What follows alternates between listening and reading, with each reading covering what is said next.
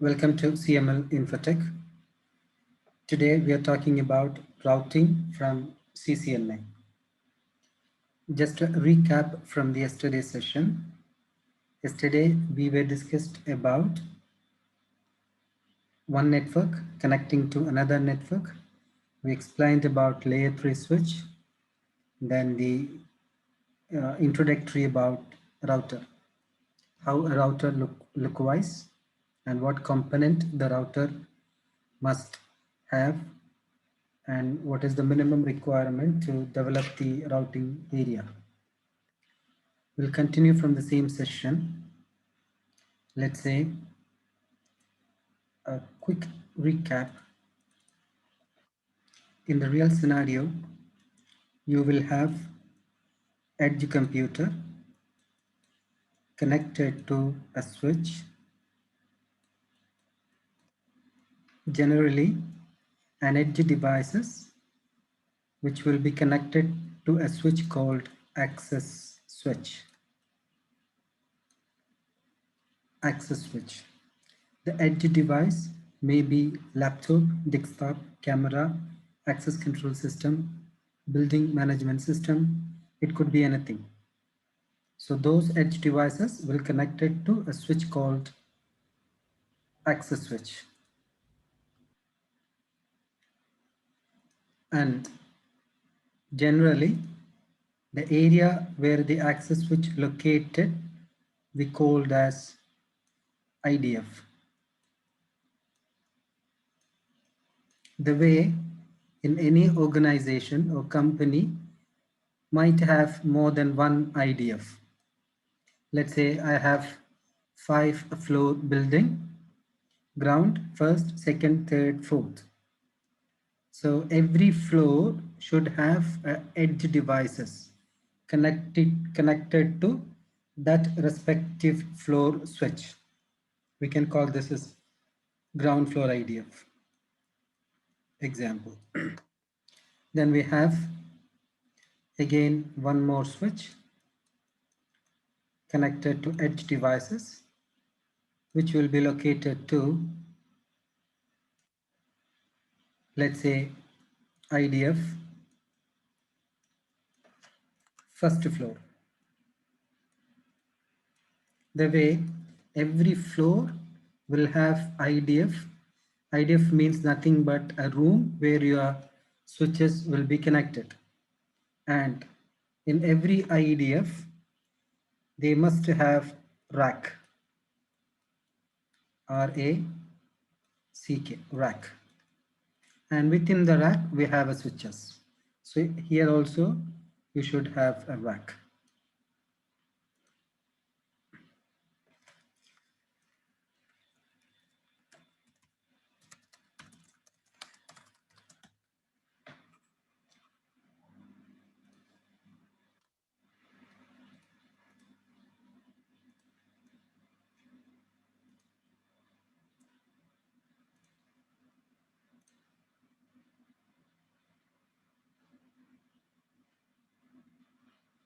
Okay, I'll show you a picture. You can see a room where you can see, so this whole room, we call it as IDF, a small room. And inside that, you can see rack. This is called rack, the whole box. And within this rack, you can see many devices. The yellow color is a patch cord or the cable connected to that respective switch. This is the front end and this is the rear end or the back end of the rack. So in any specific IDF must have one or more rack. So here you can see that many switches connected to one IDF. So let's say we have some other, yeah. Here you can see that these are individual IDF, and within the IDF you can see the bottom there are switches connected. within the rack. So the entire room we may consider it as IDF. Okay, then in one IDF, it may contain one or more switches, depends upon the edge devices on that specific switch. And the beauty of this access switch, it performs only switching. That's because of the requirement. Access switch never perform routing generally. So if let's say you have a system and maybe you have, let's say you have a Wi-Fi device connected, access point. So basically every individual services means data, telephones, Wi-Fi, access control system, or some other.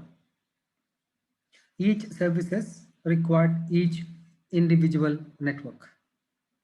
Each individual network, which means individual VLAN. So later, these different VLANs should communicate each other, or these VLANs required internet, which means it required routing. So in real cases, there is a one separate switch, which we called core switch. Again, the core switch will be connected to one specific rack. And this rack is in one specific room. So do not be confused. We have a room, this is room, and within room, the black line is rack. Within rack, we have a core switch one. And this room we called as MDF, or we call it as DC, data center. From every core switch will have a physical connectivity to the access switch. Now, let's say this access switch is 48 port switch, example. If the switch is a 48 ports, then those 48 ports we will say downlink. 48 downlink, which means those 48 ports are connected to our edge device, like laptop, desktop, or camera, whatsoever. And example, this is maybe 24 port switch. So this 24 ports means this 24 is connected to your edge device. Now you need to connect the core switch with access switch. If you have a 48 port switch, then 49, 50, 51, 52, those are uplink. We call it as uplink or trunking. So always recommended to connect from your uplink to the core switch. And here as well, let's say here is your uplink, connect from your uplink to the core switch. The benefit to connect to the uplink port speed always higher than the downlink. Downlink means the port where you connect your edge devices. Example, so let's say your downlink is 1 gig. This also 1 gig. This also 1 gig. Then your uplink must be minimum 10 gig. Minimum 10 gig. Then this uplink, either we can use copper or we can use fiber. Most recommended way of connecting between core and access switch are fiber instead of copper. And also, if you have a lengthy space like a kilometer away or more than multi-floor or above 90 meters, then always go with fiber connectivity. So let's say when you try to connect with the fiber connection between your core and access switch. So think this is your access switch. This access switch you have,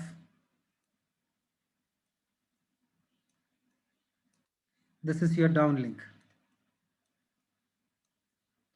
where your system is connected,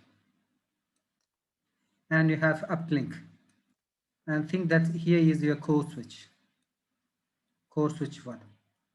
Generally, the core switch port will always have completely fiber because no edge devices will be connected to the core switch. The role or the function of the core switch to have interconnection towards to your downlink or towards to your access switch, distribution switch, server farm switch, firewalls, or any load balancer. Those kind of devices will be connected to your core switch. So generally when we go purchase the core switch, we always recommend it to have a high speed ports. Example, on most of the case, every port of the core switch will support 10 or 40 gig. In some cases, we also require 40 gig connection. So now let's say I'm going to connect like this. So here, this is what we call as fiber cable. Okay, so give me a second. So here we said about SFP. Can you see this SFP? So here, this is the front end of top. There you can see that SFP 10G SR. This is the one which we saw. So SR means short range. So this SFP always recommended to use where your source and destinations are near each other.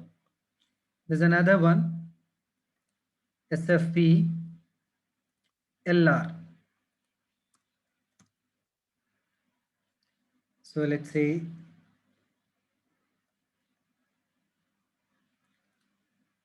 here you can see that SFP 10G. Here you can see SFP 10G SR. So in front of that, you can see two holes.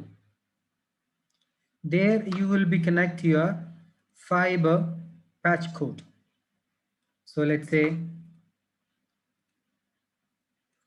fiber multi-mode patch code.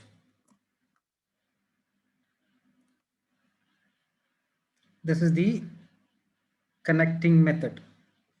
So now we will come back to explain where we will connect this.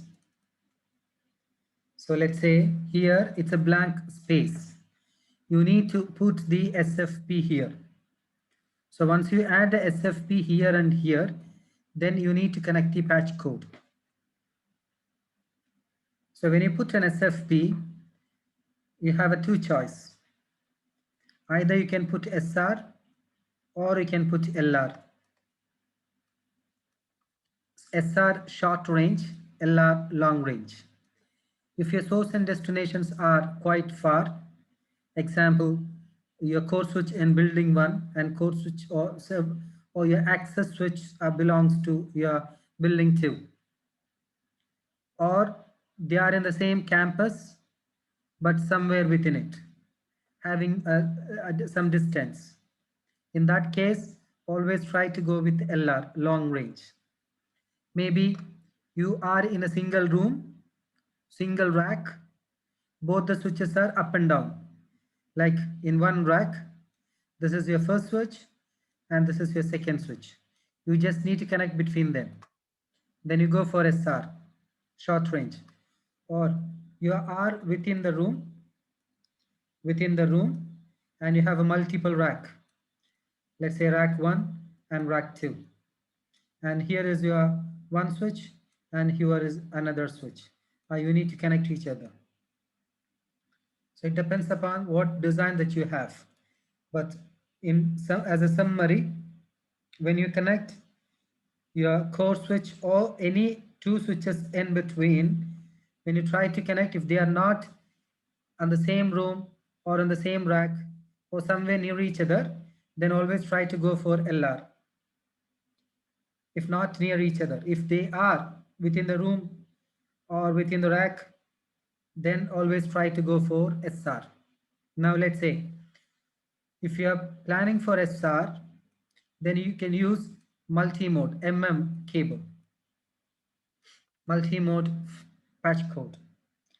When you go for patch code, the box by itself will return that whether it is a multi-mode or single mode.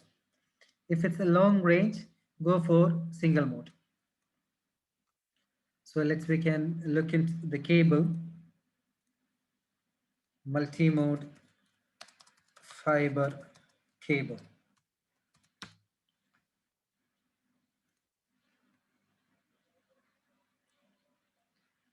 We'll continue after Adhan.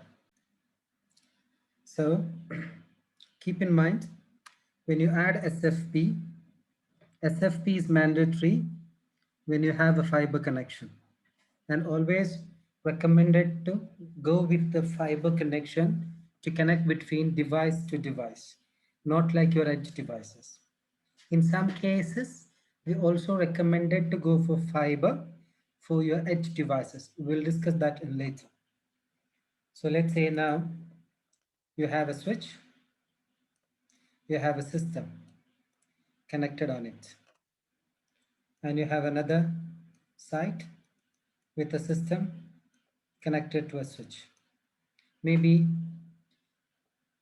because of they are in a different location, of course they are in different network. By the way, let's say 1110, 2, 2, or let's say 1120, different network.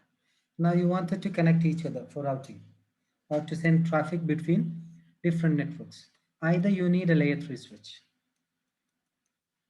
or if they are physically located on a different place, then we go for router. This is the symbol of router. We put a router here as well. Then now you need to connect to the switch. So from the router is a layer 3 device. Always take decision based on IP.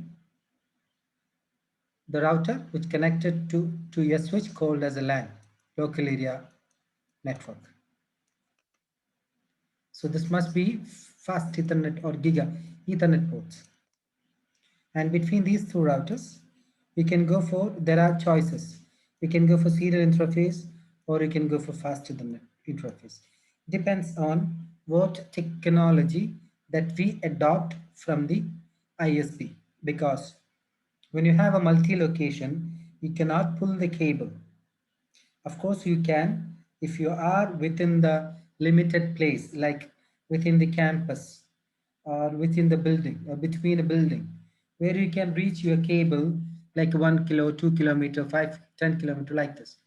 But when you have a network which are not possible to pull through the cable, like maybe one network here in Doha, the other one is maybe in India, somewhere in Chennai, or in some part of the world somewhere.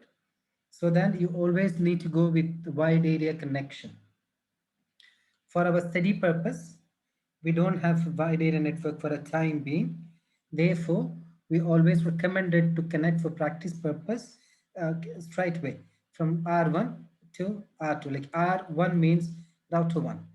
When we have a switch, we generally call it as a SW1, like switch 1. Then the similar way for R1 means router 1, R2 means router 2, and we do connection between them. So we go ahead with know about the basic commands about R1 or about the specific router. So let's say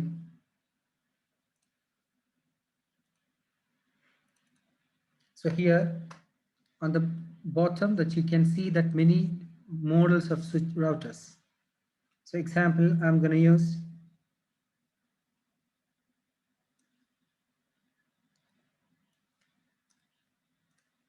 2621 XL. This is one model. Again, we have one more router. Basically, these models are modular router, which means you can add your modules. So let me double click that and will open. And you can see here, some places are empty, which means it's a module. And you can see that here they mentioned W0 means WAN interface card 0, WAN interface card 1. Here you can add any specific interface that you need. To add this, you need to shut down the router.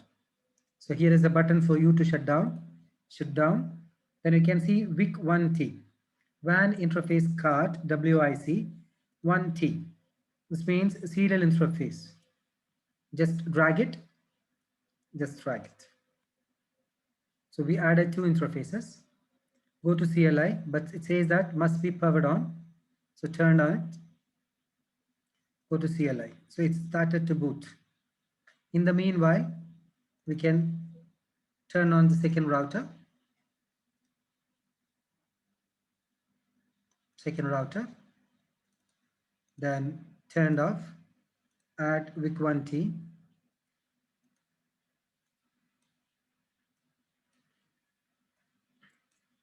We added two interfaces. So let us go back to the first router. This is the first command like your switch. Would you like to enter the initial configuration dialog? If you put yes means, it will ask you a question. You need to answer accordingly. Example, the first question, what could be the management set? So if we don't have any management, you put no. What is the interface summary? First, would you like there are so much pre-request question that you need to define one by one according to the question. Instead, you can do any configuration at any point of time. To do that, you need to simply put Control C, Control key plus C, which means about it, ABORTD, about it. Then you will get the first screen somehow equal to switch. Here we can see that router redesign, which means it's called user mode. You need to put a command en enable, will reach to privilege mode. Then you put config T, which means the global configuration mode. If you want to see any commands, you can run the command from privilege mode, and all the configuration will happen from the config T mode. But even though from the global configuration mode or any higher mode, you can put any show commands with the help of do. Example, do show ver version, or you can simply put ver. Here you can see that what is the image that you have, BEIN called binary. Then you can see how many interface it has. Then we can change the host name, like it's router. We'll put HO host name. Let's say CML hyphen ground floor hyphen router 1. When we do naming to any device, there is a legend which always need to follow, either by we need to create or we need to follow from the vendor perspective, from the end customer perspective. But without having any legends, do not configure it. Or if the customer does not know anything about to create the host name or the legend concept, we need to explain them, then we need to create on behalf of them, which will be later you're going to identify, because in the organization, you may see more than 10 routers or more than many devices. So later once we hand it over to the customer, we cannot go always to the MDF or data center, or even they will not allow us to go inside to check the device. Then we will come to know the device by having only the name. So, and a simplification that we can see from that, this says CML is the name of the company, and this belongs to ground floor. Then even we can put something like MDF. So this device is, let's say its device is located into MDF. Then rack 1, then R01. Something there must be have a proper label legend. Every device must have label. So this I put just a name. Then the command is called do show run. You can see the name that we changed. Do show start to see from the saved config from the NVRAM. We cannot see anything because we haven't saved anything. So do WR for shortcut for save the configuration. Now you can put do show start, even you can see the changes. So recommended to save the configuration always when you made some changes.